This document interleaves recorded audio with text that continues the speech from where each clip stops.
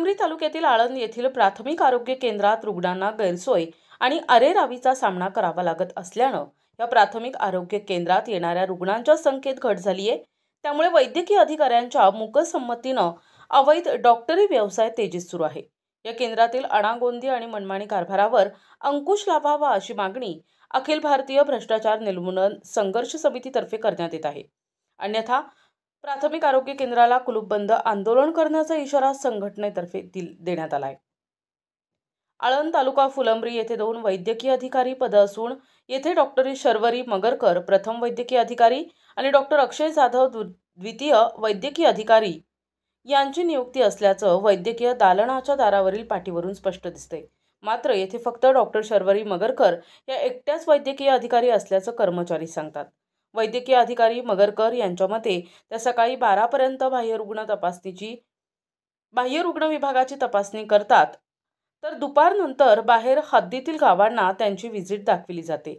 यातही मीटिंगा असतात, त्यामुळे वेळोवेळी बाहेर दौरा किंवा मीटिंग यामुळे वैद्यकीय दालन बेवारस असते।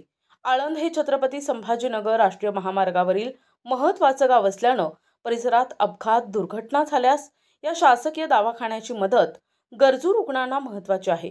परंतु येथे रुग्णांना सेवा मिळणे दुरापास्त होत असल्यानं नागरिक इकडे पाठ फिरवून खासगी डॉक्टरांकडे जातात। त्यामुळे योग्य सेवा मिळत नाही आणि आर्थिक भुर्दंड रुग्ण नातेवाईकांना सहन करावा लागतोय। एकदा रुग्ण येथे शासकीय दवाखान्यात दाखल केले तर त्याला सेवा मिळत नाही किंवा रेफर पत्र दिले जाते। विशेषतः 5 वाजेनंतर किंवा सुट्टीच्या दिवशी तुम्हाला आता सुट्टी आहे हे कळत नाही का असं उत्तर रुग्णांना दिलं जातं।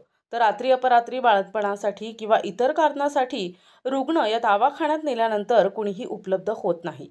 त्यामुळे अनेक रुग्णांचे हाल होत आहेत।